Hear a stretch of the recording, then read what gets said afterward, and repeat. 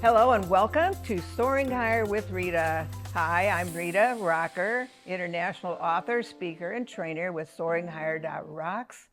And I'm very privileged to present another program to you today. All of my programs are a combination of inspirational, motivational, and definitely educational. And so I'm always here for you and just really excited to share for you some more out of my book, Creating Your Own Destiny, Power Steps for Mind, Body Renewal. And this also has a workbook that's excellent as well. And so I've been talking about the decisions we make, the judgments we make, and how every decision, even if it's a small one, like what am I going to eat, makes a difference in our lives, where we go, how we look, how we feel, who we're around. And so really being able a lot of times to transition the thoughts, the feelings, the words that are coming into our mind or that other people are speaking to something positive. A lot of times it's learning how to let negative things bounce off of you rather than penetrate into your mind, your heart, your body. Just bounce them off. Say, talk to the hand. I remember seeing that in a movie or something. Somebody was gabbing away and they go, talk to the hand. And we can do the same thing with a lot of the thoughts that are trying to come in there and cause problems.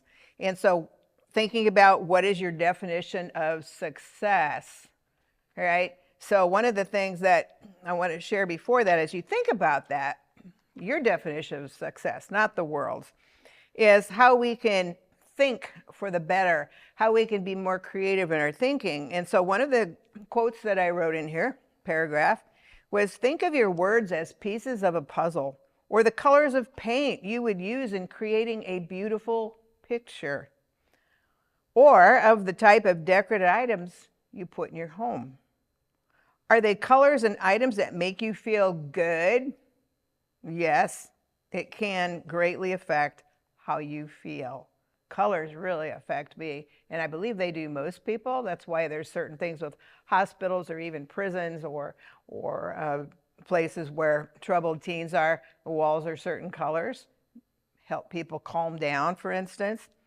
Or are they black, white, and gray, lifeless, filled with hurt and disappointment? Even in illness or lack, we can say, no, I'm not dwelling in this state.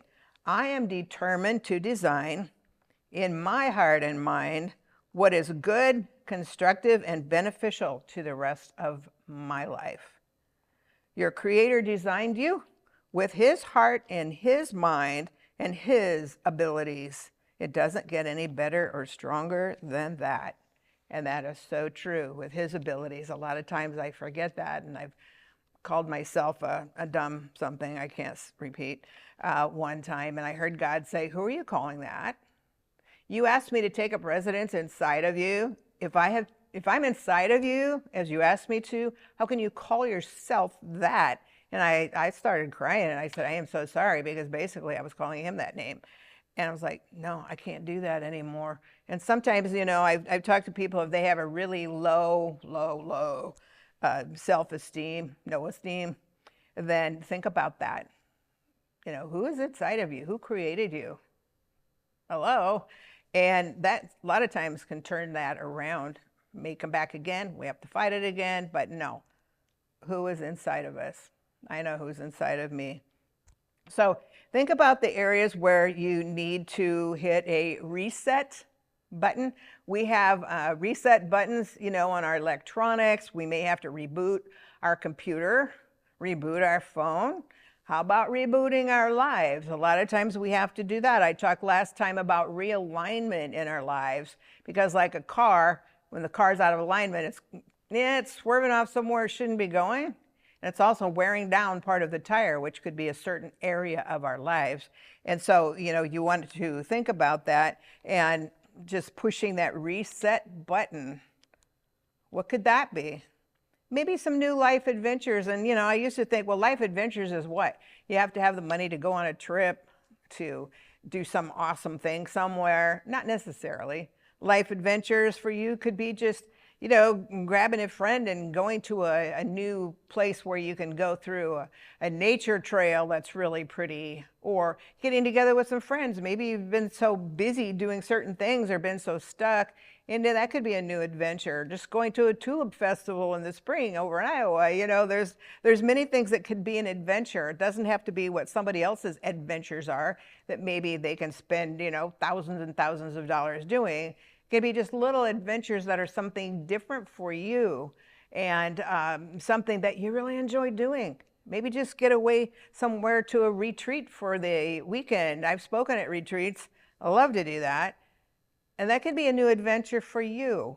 So think about that too. They don't have to be big, fancy, expensive things, but what new adventures can you create for yourself? Even ones that maybe don't cost much money because there isn't much money there, but you can create new adventures, and praying for new friends, for new adventures, for new opportunities, for new invitations to come up. And do that. Every time I've had to, kind of lose friends, because again, there's a season. Sometimes we have friends for a season and they help us see something. May not always be the best, but we're learning, we're seeing new things. Or maybe it was to help us get through something and then they're gone for whatever reason. And a lot of times it's because that season is over. It was there for a purpose, but now it's done. Now I move on to the next step in my life. And so new adventures in relationships, that's huge. And I took a little bit of a break, but I was working with the Good News Jail and Prison Ministry women's group as one of their hosts and leaders for women who have been incarcerated and addicted. And it's beautiful. It is beautiful. So many of them, I have a very rough testimony if you knew everything, but some of those women, it's like, oh my gosh, how are you still alive? And you see so many beautiful things out of there. And I've learned from them just like they learn from us. And so again, what kind of relationships? God may want to set you up with someone who needs a positive relationship. You think of the Boys and Girls Clubs and, things like that where an adult could be a mentor with a child or a teenager, maybe once a week, once a month for a while, to really give them a positive influence that they desperately need to get out of maybe a place where they are. So new relationships, new things for health. My health has been a really big battle quite often, but okay, what can I do about it? As far as eating better, getting a little more exercise, being more active, thinking positively rather than always thinking, oh God, this hurts, that hurts, why do I have to have another surgery, things like that. No, we focus on what will help build my health up. What can I do?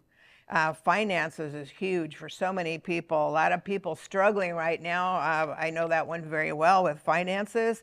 So what are some new things I can do? Maybe you get a part-time job at doing something I really love to do.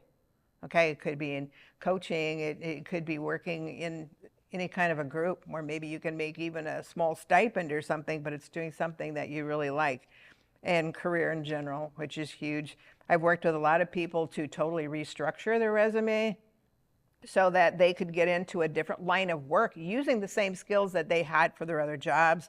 Like one time when there was a lady, I knew her father and her stepmother, and she was a scientist in a lab working with pet products. And she said, I am going crazy being in this lab working all day. I'm not going out anywhere, doing anything. And so I worked with her to totally revamp it, took all of her skills, all of her ability, all of her knowledge. She was a scientist. She had great knowledge. So she could actually go out and be a sales rep for a company for animals, pet products. Get out there, use her skills and abilities. They loved her science. They loved her mind because she knew what she was talking about. She just wasn't out selling a product. And so there again, what can you do in a career to transform it? Worked with a couple military guys where, okay, they had gotten out of the military. And so now what? And I said, well, we have to change all the terms that you use. They have certain military terms for things. Okay, well, a civilian isn't going to understand what a lot of that means. So I worked with them to take all their skills, their abilities, their responsibilities, the education that they had, everything, all of their experiences, and worked them into a different one that they could actually get out there and find a job using those skills and abilities, but not in the military anymore. So there's ones like that, and a farmer that I worked with once, and he said, you know what, my body's getting to where I can't farm anymore. I don't want to deal with the weather being so, crazy a lot of the times. And so again, we took all of his skills, his abilities. I said, well, you do purchasing, you do inventory, you obviously have an excellent knowledge of the products that you're growing and agriculture and all of that. So we took all of that and created it into a resume where he could actually go, again, work for a company, had a great job, loved it, where he could use all that, but he had more of a steady job where he was getting benefits and he was no longer working in the fields and dealing with the weather, bugs, all that kind of thing. So again, worked with another guy who didn't want to be a professor anymore at one of the colleges here. And so he said, I want to get more into corporate and leave academia. He had a 9-page curriculum vitae. I said, that's not going to work. Nobody is going to read 9 pages. I know they want less and less and less verbiage for them to have to read. A lot of times they actually go through a machine, the resumes do, before some human will even look at them. And so I got it down to 3 pages, and that's all the farther he would go. But then on his cover letter, he insisted that putting one of his hobbies was frolicking on the beach. And I said, this is not good for your cover letter. Someone sees that and it's going to go, really? And but he wouldn't take it out. So that was the end of that. But anyway, so a lot of times we can take what we know. It could be great baking skills. I mean, you're a perfect baker, and maybe you've just done that for people, and now turn that into maybe something with catering, where you'd love to get out and meet, a whole different type of people. For instance, sewing and coming up with creating designs, music, written beautiful music, but nobody knows about it. Well, why not? I have a friend who sings, and she also plays the piano beautifully. And I said, why aren't you playing the piano while you sing? And she said, well, because when I was little, and she's from another country, she said the nun would hit my hands, the music teacher. She said the music teacher actually had a brother that was living with her, and the brother was an alcoholic and very cantankerous, very mean. And so the instructor took it out. He took it out on his sister. His sister took it out, the instructor, on students. And I said, but you play beautiful. And she said that always is in the back of her mind, though, that what if I make a mistake? What if I hit the wrong key? So see, something that happens when we're younger can even affect us years and years later, like it did me. And it's like, no. See your skills, your abilities. What have you been called to do? And give people joy in learning. Give people joy in sharing those things. People who have the gift to be a coach, maybe they just started with Little League, and then they can work their way up. And so what lights you up? We all have something, whether it's something we're doing now or something deep back in our brain, deep back in our heart. What lights you up? That's what you were meant to do. That is your purpose. Obviously, if it's a good light up situation. And so think about that. And again, a lot of times it's a matter of leaving the familiar nest. So many times we're afraid to step forward because what we're in, even though we're miserable, is familiar. And so stepping out into something else can be very, very frightening. And it's like, no, they have more education, they have more money, they have more this, that, and everything else. No, we have to get out of that familiar nest many times if we want to go forward. And so, and clear that path, like I talked about before, we have to clear the path, get rid of the old stuff for the new stuff to have room to come in. And so I love this story that I have shared previously about the eagle, because I think this is such an awesome story. And so when Mama Eagle is preparing for the babies, she starts out with all these sticks, twigs, everything like that. And I watched actually a little bird making a nest through a camera last week, and I was like, whoa. So, she's gathering up all these sticks and creating the outside, the foundation of the nest. And then when she has that all set, she's getting feathers and soft leaves and things that are soft for the baby eaglet. So then when the baby is born, it's got a nice little bed and, all of this. And mama's taking care of it. And then the eagle starts getting bigger, too big for the nest. Like sometimes we get too big for where we are. And so mama's thinking, you know what? Time for this kid to fly. And so she starts taking out all the soft stuff, all the feathers, all the leaves or stuff that are softer. And this eagle's going, ow, ow, that hurts, this hurts. I don't like this anymore. And that's part of her plan to get the eagle out on its own. So she will then finally go boop, but then she flies, as it's flapping its wings, it's actually gaining strength during this time of, oh my God, and flapping its wings. But that's when it's building up its strength, like we do sometimes when we're going, oh my God. And she catches it, brings it back to the nest, and she boots it out, and again, till it finally has gotten its wings to where it can take off. And again, sometimes our nest is going to be too uncomfortable. I've been there, maybe home life, work, the particular job, something is so uncomfortable now it hurts. That's a sign to, okay, move on, go forward, get out of there. And so I think about too, the average age of an eagle is 40 years old.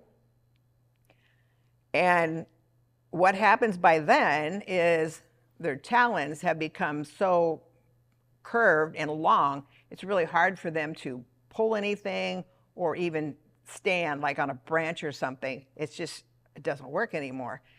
The beak is so long and bent down pointed, it's very difficult for the eagle to eat. And then the wings, for years of being out in nature, are so heavy, full of dust, full of probably mites and everything else, they're too heavy to keep going. The eagle has a choice. It can either let it go and die, mainly from starvation, or it can do something horribly painful, like sometimes we have to do, and it will pull out, ouch, its claws. It will pull out its feathers, and then it will knock its beak against rocks until it finally breaks. Can you imagine how painful that is? And here's this poor thing, and it waits. And as it's waiting, I'm sure it's pretty darn tough at first, claws start growing back normal again, the beak starts growing back like a new beak, the feathers start growing back. They're lighter, they're cleaner, they're, have more bounce, more energy. That eagle can live another 30 years to an average of 70 years old. How did that happen? Because it went through a very uneasy transition to do it, but it was worth it for the eagle to have another 30 years. I love the eagle because it's the America's bird, but think about that too. It's like, oh my gosh, this is just so hard. I don't know if I can do it. Yes, you can do it. You can do it. If I can do it, you can do it. So we only, we're not only here to earn a living on this earth, we're here to live a life. And that is so important. So we design by visualizing in our mind first. What are we visualizing in our minds? Doing something new, maybe being smaller, wearing different things, greeting people in a job where before we were stuck in a corner. What are we visualizing in our minds that we want to do? Some people use dream boards. Some of the most successful people there are use dream boards where they put pictures up there of things that the kind of house they want, or mansion, a lot of them do, or the kind of relationship, things that people like that are doing, whatever the case may be, the career, they put those up there. And then that's all that's that laser focus I talked about before, about those things. Your mind isn't going over here where it's tempting to go that way and forget about it. No. And the words we speak and accept and not accept. I used to accept, I wanted to be a people pleaser because I didn't want anybody not to like me. And so because of that, the words I spoke to myself as well as let others speak to me really had a very negative impact. And so what words are we going to accept, like I keep stressing, and what will we not accept anymore. So by what we desire that is good versus maybe currently what we have. Again, what do we have? Well, I don't have much. I don't have this. I don't have that. I hate where I live. I hate where I drive, blah, blah, blah. Okay, then how do we focus on the new? We have to focus on it. Change that energy. And it's not always easy. So then you want to list some areas you want to change and acquire in new areas. Again, that's start out personally with who you are, what you truly desire, what lights you up, and then work on, after the personal side, then the professional side, what you really want to do in life, how you want to serve people, you know, what kind of success do you want? Because success to one person is definitely not what another person feels. Success is all personally what you want to do, okay? And that could be internally, how you want to feel, externally, how you want your life to be. So always think of that. Success is a two-way street, and it doesn't always mean rich and famous with lots of fancy stuff. No, success is what makes you happy, that you're doing what lights you up. Maybe it's owning a daycare. If that's what lights you up, by golly, and you're impacting lives, that is success. So think about that. So you want wings of flight or wings of defeat? We grow our wings just like the butterfly, like I've talked about before. When that caterpillar, which is a real weird furry little thing, turns into that chrysalis and comes in there, and it's like, oh my gosh, now I'm just a mess of goo. It is just a mess of goo. And then its little brain's thinking, oh my gosh, you know, now my life is gone, it's hopeless. And yet inside the lining of that chrysalis are the wings, the eyes, the feelers, everything for the butterfly. It just has to work and work and work and pull it out. And if somebody comes along, which people have noticed before, and it's like, oh, this poor little thing, I'm going to help it get out of that little casing that it's in, well, then the butterfly's wings aren't strong enough and it will die. It will wither away because it hasn't had to work and strengthen its wings enough to turn into that beautiful butterfly. So I think about that sometimes too, because that makes quite a difference. You know, if you think about a metamorphosis, butterflies have always been very important to me. A change in form or nature of a thing or a person into a completely different one. I love thinking about metamorphosis because that's a lot of times what we have to do in our lives. And again, it's maybe like that butterfly envying other people, or the little chrysalis before it turns into that. But then we do our part. We fight. We gain our wings, just like the butterfly, just like the eagle, and move forward. Okay, so the thoughts again that we entertain, the words we speak, and the things we write have much to do with how we're going to handle the environment that we live in, which can be really rough right now for a lot of people. So the words that we speak, what do we say to ourselves? You're dumb, you're stupid, you know, you were told you never amount to anything, I guess that's true. Or, you know what, you can do anything. With God's help, you can do anything. What are you speaking to yourself? What are other people speaking to you? Are they argumentative? Are you argumentative? Kind towards other people? Others? Sometimes we have to be firm, but that doesn't necessarily mean we have to be condescending to get our point across. So what's a more effective way of doing that? Even what we write, you know, with social media nowadays, oh my gosh. Sometimes it can be really good and really positive, but then a lot of times it has caused horrible tragedies from social media. Why? It's because what are people writing about someone else that maybe they don't like or they're jealous of or whatever the case may be. And so we have to be very careful. What are we going to allow ourselves to read, to think, to say, to write? Because we're impacting lives one way or the other all the time. So our belief system helps either remove hindrances and prepare our wings to flight or keep us down and defeated. So I remember one time reading a story, I believe it was a true story. Somehow a buzzard, when it was a baby, must have gotten out of the nest. Those are strange birds. And so the farmer just let it grow up with chickens. So there were, you know, the chickens were out there eating the seeds, the buzzard's out there eating the seeds, looks up in the sky. What does it see? Buzzards. And it's like, you know what? You could be up there with them. But you grew up with the chickens, you're eating the seed, you have this whole life up there where you're free. But what are you doing? You're down here with, the chickens in the chicken feed.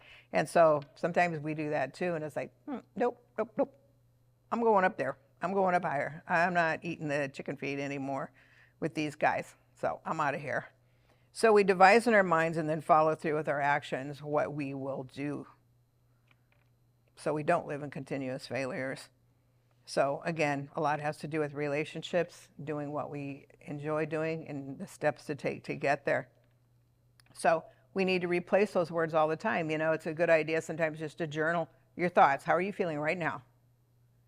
And then next day, go back and read it and go, you know what? I said a lot of negative things to myself. Start crossing them out and rewrite just the opposite. I call it brain jujitsu, where you actually flip the words, any negative words, to something very positive. So when we get down and out, sometimes it's, you know what? Yeah, I don't like where I am right now, but I can see, I can hear, I can walk, I can talk. I have a roof over my head. I have food in my stomach. I've been doing that a lot, and that really helps. It really makes a difference if you do that and count our blessings. I was on missions in Haiti, and when I start getting on the pity party again, I think of that, and it's like, well, okay, I'm sorry, I'm done, I'm blessed. And projecting what is good out into the world. Energy, good image, self-respect, loving, the good stuff, not the other. So fear is a dark room that develops our negatives. Well, we want to turn it around, not look at the negative, which is that dark image, but turn it around into the beautiful picture that God's creating for each one of us, each one of you. So thank you so much. I'll continue this next time. God bless.